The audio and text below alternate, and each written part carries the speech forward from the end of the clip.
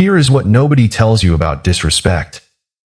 When someone crosses a line with you, publicly, privately, repeatedly, or in that particular way that's designed to be deniable while still landing exactly where it was aimed, your instinct does not fire toward stillness. It fires toward response. The body wants to defend itself. The mind wants to correct the record. Something in you that is both entirely reasonable and entirely predictable wants to make sure they understand what they just did and what it cost them.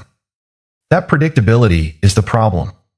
Because the people who disrespect you, whether they're doing it consciously as a power move or semi-consciously as a habit they've never been asked to examine, are operating with an assumption built into their behavior. The assumption is that you will react, that your response is accessible to them, that they can create a specific emotional experience in you, on demand, simply by behaving a certain way. Your reaction, in this architecture, is not a consequence of their behavior. It is the point of it. The Stoics identified this mechanism with unusual clarity, and what they prescribed was not the turning of the other cheek in any passive or defeated sense. It was something considerably more sophisticated, the deliberate, conscious, total removal of the reaction they were counting on. Not because you don't feel it. Not because what happened didn't matter. But because the moment you understand that your response is their reward, withholding it becomes the most precise form of power available to you. Epictetus, who knew something about powerlessness, having been born into slavery before becoming one of the most significant philosophical voices of his era, built his entire framework around a single, radical distinction. There are things within your control and things outside it. The behavior of the person who just disrespected you is firmly in the second category. Your response to it is entirely in the first. The freedom he described wasn't the freedom to change circumstances.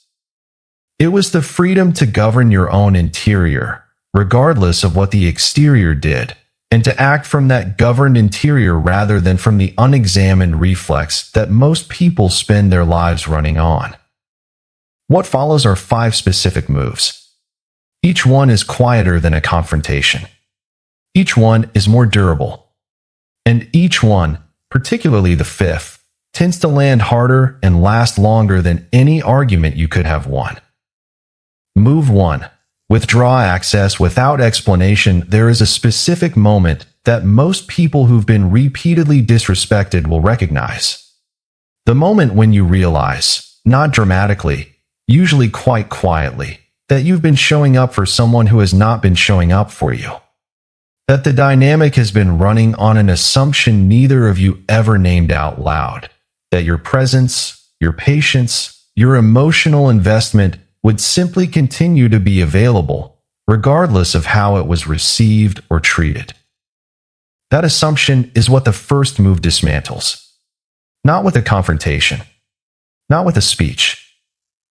With a disappearance. The withdrawal of access, complete, unhurried, unannounced, is the first and most foundational silent move because it disrupts something the other person has probably never thought to question. They've been operating in a world in which your availability is a constant. They've built their behavior around that constant without examining it, the way you build behavior around the assumption that gravity will continue to apply. When the constant disappears, not through conflict but through simple absence, the absence itself becomes a kind of communication that no argument could have matched. I want to be precise about what this move is and is not, because the distinction matters.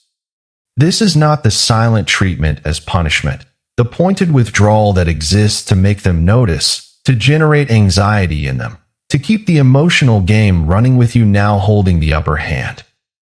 That version is still reactive. It's still organized around their response to you.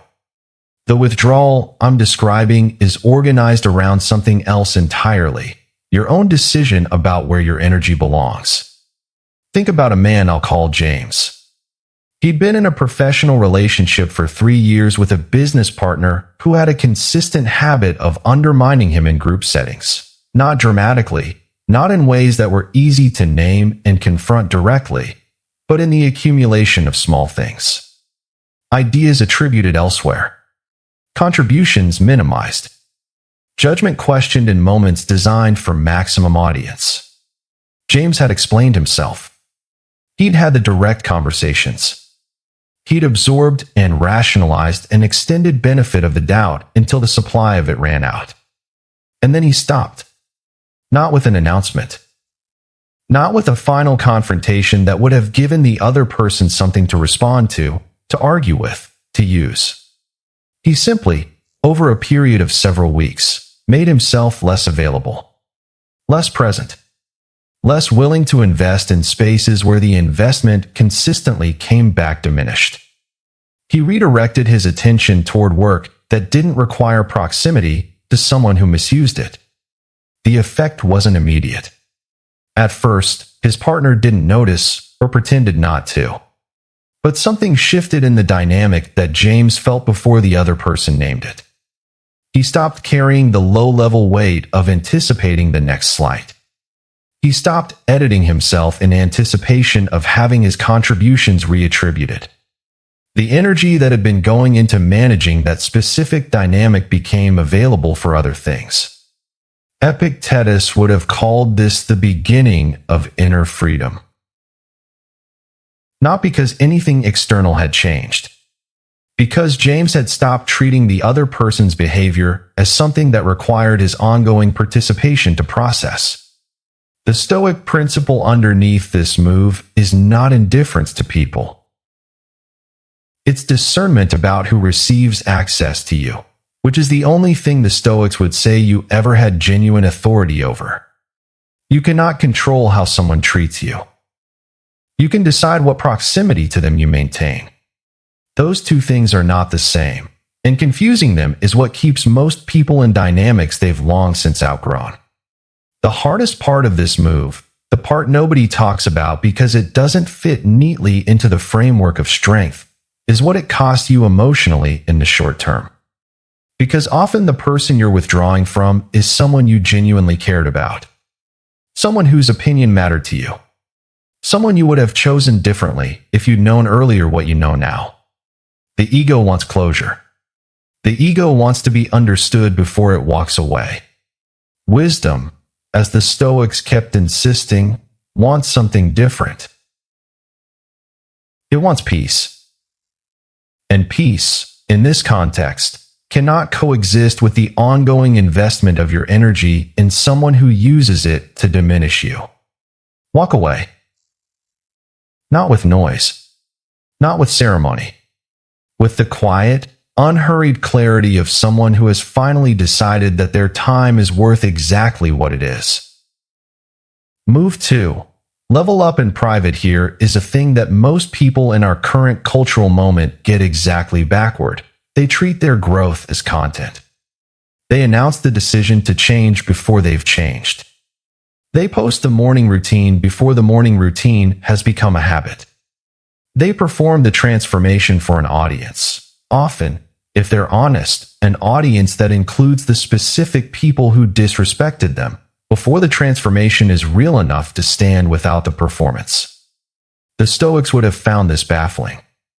Not because private growth is inherently more virtuous than public growth, but because Epictetus understood something about the relationship between audience and integrity that the attention economy has made harder to see. The moment you perform your evolution for the people who doubted you, you've made them the point of it. And the moment they become the point of it, your growth is still organized around them. You've just changed the sign on the reaction from defensive to triumphant. The second silent move is different. It's growth that exists because it's worth doing, in a private space that isn't curated for anyone's consumption, toward a version of yourself that isn't defined by what they said or didn't say about you. What this looks like practically is considerably less dramatic than most people expect. It doesn't require a radical life overhaul or a series of cinematic decisions. It requires the daily, unglamorous practice of investing your redirected attention, the attention that used to go toward managing the dynamic with the person who disrespected you, into things that compound over time. A skill developed, a physical practice maintained, a body of knowledge built, a creative project given serious time. The specific content matters less than the discipline of consistency applied to something that belongs entirely to you. I knew a woman I'll call Natalie who spent almost 2 years in a friendship where her ambitions were consistently met with a particular brand of subtle skepticism. Not outright discouragement, more the raised eyebrow, the changed subject, that's interesting, that managed to communicate the opposite. Natalie kept trying to get her friend to see what she was working toward. Kept explaining. Kept making the case for herself to an audience of one who had, for reasons Natalie couldn't entirely articulate, decided not to invest in that vision. When the friendship ended, quietly, through a withdrawal that looked like drift and was really decision, Natalie did something that took more discipline than the withdrawal itself. She stopped explaining her plans to anyone who hadn't earned the right to hear them. She went heads down for 8 months. No announcements. No progress posts. No checking in with people who had previously responded to her progress with something less than genuine enthusiasm. 8 months later, the project she'd been trying to describe for years existed. The thing itself was the communication. Not a comeback. Not a performance of success. Just a real thing, done quietly, without anyone's permission or encouragement. That's the Stoic version of leveling up. Not for them. Not to prove something. Because the work was worth doing and the time was available to do it. Once she stopped spending that time managing a relationship that cost more than it gave. Marcus Aurelius wrote that you should not seek praise from others, but instead ask yourself whether what you are doing is worthy. He was governing an empire and could have had any audience he chose. He chose the most difficult one, his own honest assessment, applied privately over years.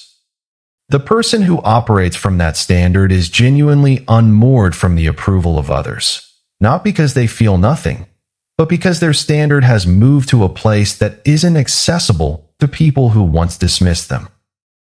Move 3. Become emotionally unavailable. There is a version of emotional unavailability that is a wound.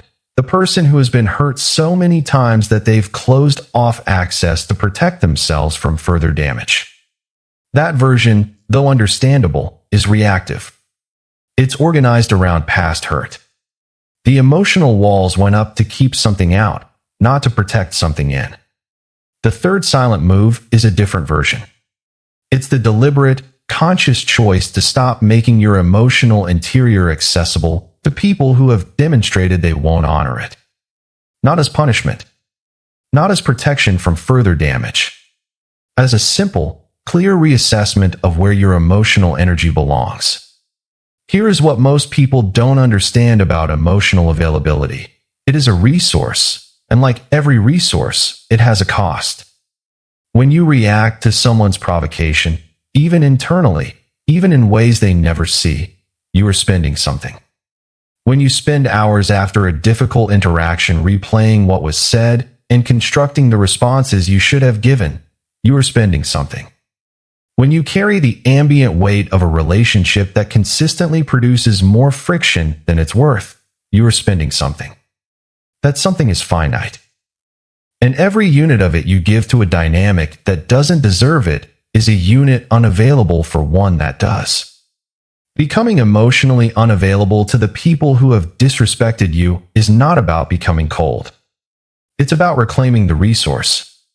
It's about recognizing that your emotional attention, your genuine curiosity, your real investment in how things unfold, your capacity for warmth and presence, was never a public offering. It was always something earned through demonstrated care and reciprocity. When those conditions stopped being met, the offering should have been withdrawn. Most people withdraw it too late, after the cost has already accumulated significantly. The signal that this move has taken hold is not dramatic. It's the absence of drama. It's the conversation you have with them, or witness them having with others, that no longer generates the background hum of emotion it once did. It's the provocation that lands and finds, to your own mild surprise, nothing to grip. Not because you've suppressed the reaction, but because the reaction genuinely isn't there anymore. The circuit they were running their behavior through has been quietly closed. Epictetus described this state, the state of genuine equanimity in the face of someone who is working to disturb you, not as detachment in the sense of not caring about anything, but as having located your care in the right places. He was disturbed by what was worth being disturbed by: ethical failure, moral compromise, the failure of his own rationality. He was genuinely unmoved by criticism from people operating from bad faith, by social disapproval from people whose judgment he didn't respect, by the attempts of others to destabilize him for their own purposes. Not because he didn't feel anything. Because he had developed enough clarity about what deserved his reaction that most provocations simply didn't meet the standard. That's the aspiration behind this move. Not the performed indifference that still secretly cares. The real version, developed through the consistent practice of redirecting your attention toward things that deserve it, until the people and provocations that once occupied significant space in your emotional landscape have genuinely diminished to their actual size. Move 4. Enforce boundaries in silence. Most people understand the idea of setting boundaries. What they're far less practiced at is enforcing them without turning the enforcement into a negotiation. Here is what typically happens: someone crosses a line. You feel it. You name it, either directly, in a conversation, or internally, in the recognition that this is not okay. And then, because you want to be fair, because you believe in giving people the chance to understand and adjust, you explain. You tell them what the line was, why it mattered, what you need going forward. And in doing so, without meaning to, you've created an opening. You've introduced the possibility of a counter-narrative, a defense, a negotiation about whether the line was really where you placed it, whether your experience of having it crossed was accurate, whether your need going forward is reasonable by their standards. The fourth silent move closes that opening. Not through aggression or cold hostility, through the simple, complete withdrawal of behavior that had previously been available. The boundary is not announced. It's enacted. The meeting that you previously attended is one you no longer attend. The message that previously received a response receives none. The dynamic that had previously been a constant in your relational life is simply no longer operational. This approach requires you to resist something that runs very deep in most people: the need to be understood. We want the person who crossed the line to know why we're pulling back. We want our hurt to be legible to them. We want, even when we're stepping away from something, the acknowledgement that we were right to do so. That need, entirely human, entirely understandable, is what the fourth move asks you to release. Epictetus was direct about this in a way that can initially feel harsh. You do not control whether other people understand you. You control whether you behave in alignment with your own values. The moment you make your boundary enforcement dependent on their understanding of it, you've handed control of the boundary back to them. A boundary that requires their agreement to exist is not a boundary. It's a request. The practical consequence of enforcing without explaining is that it produces a particular kind of confusion in the person on the receiving end. They can't argue against a position that was never stated. They can't find the hole in your logic when no logic was offered for them to probe. What they're left with is simply the absence of what they previously had access to, and the particular discomfort of not knowing exactly when or why that access changed. That discomfort is not your goal, but it is an accurate reflection of what it feels like to encounter a boundary that doesn't negotiate. And there is something clarifying about that, both for you and, over time, for them. Move 5. Disappear with dignity. This is the move that takes the longest. The one that lands deepest. The one that operates not over days, but over months and years, in the widening space between who you were in their presence and who you become in your own. When someone has continuously failed to honor your presence, not once, not in a moment of weakness, but as a pattern, as the consistent texture of how they relate to you, the final move is not a confrontation that provides them with the dramatic resolution they've been subconsciously preparing for. It's a disappearance. Total. Unhurried. Dignified in the precise sense that dignity implies, the internal recognition of your own worth, expressed through where you choose to be. The word dignity here is doing specific work. Disappearing with dignity means leaving without making the leaving about them. The temptation, when you finally reach the decision to exit a relationship that has cost you significantly, is to take something with you, their acknowledgement, their regret, some visible confirmation that they understand what they're losing. But the pursuit of that confirmation keeps you tethered to the dynamic for exactly as long as you're still seeking their response. It means the leaving is still organized around them. Disappearing with dignity means the leaving is organized around you. Around where you're going, not around what you're walking away from. Around the version of yourself that exists in the absence of this dynamic, not around the version they knew and failed to value. I once heard about a woman, a creative professional who had spent years in a workplace environment where her contributions were consistently attributed to others, where her ideas were received with skepticism and then later recycled as someone else's insight, where her presence in meetings was treated as optional until her perspective was needed, and then as ornamental once it had been extracted. She had tried the professional conversations. She had tried the direct approach. She had tried the patient, gradual, give them time to see it approach. None of them had moved anything. What she did instead was stop. Not noisily. She finished what she was working on, tied off what needed tying off, and left, professionally, without hostility, without the exit interview that would have given people the opportunity to talk her out of something she'd already decided. She moved into a role that valued what the previous one had consistently undervalued. Several months later, people from the previous environment started reaching out. Not to apologize. The Stoics would tell you not to wait for that particular event, but with the particular energy of people who have noticed an absence they didn't anticipate feeling. She responded to some. Not with triumph, not with grievance. With the genuine warmth of someone who no longer needed anything from the interaction. That's what disappearing with dignity produces. Not a dramatic reversal where they suddenly recognize your worth. Not the satisfying scene where you get to see them feel what you felt.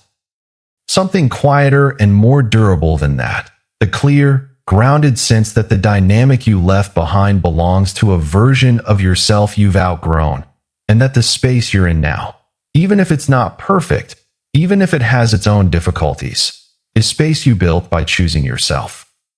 Epictetus wrote about freedom as the only goal worth pursuing, and he was precise about what he meant by freedom. Not freedom from difficulty.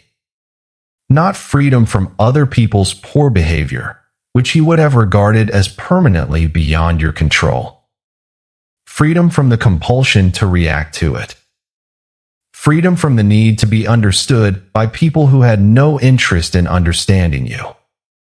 Freedom from the weight of a dynamic that was never going to give you what you were looking for. That freedom is available to you right now. Not through a single conversation, not through a dramatic gesture, not through any move that requires their participation. Through the quiet, consistent, dignified practice of showing up for yourself in the spaces they vacated. Your absence from the life they expected you to remain in will speak, eventually, in the particular register of regret that arrives not all at once, but in the accumulated awareness of what is no longer available. You won't be there to hear it. You'll be too far down the road you chose when you decided that your presence was worth more than the place it was being kept. Conclusion: what the silence builds lets go back through all five. Withdrawing access, complete and unannounced, from people who relied on your consistency to sustain behavior that didn't honor you. Leveling up in private, turning the attention and energy that had been going into a diminishing dynamic toward work that compounds over time in your own direction. Becoming emotionally unavailable to the provocations that once had guaranteed access to your interior. Enforcing your boundaries not through announced policy, but through enacted behavior, quietly and without negotiation. And disappearing with dignity into your own becoming, without waiting for their acknowledgement that you were worth more than how they treated you. None of these are passive. The Stoics were not passive.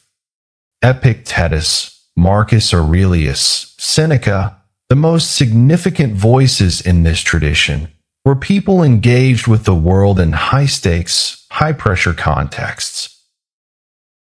What they understood was not that you should remove yourself from the world, but that you should operate within it from a foundation that isn't subject to its weather. The foundation is internal. The power is in governing it. When someone disrespects you, they're making a bet. The bet is that you'll react in a way that confirms their position, that sustains the dynamic on their terms, that makes them the center of your emotional story. Every one of these five moves declines that bet. Not loudly. Not once. Consistently, over time, until the bet has no one left to collect from. The silence that accumulates from these moves isn't empty. It's full of everything you built in the time you used to spend reacting. And that fullness is the final thing they'll understand about you, long after you've stopped needing them to.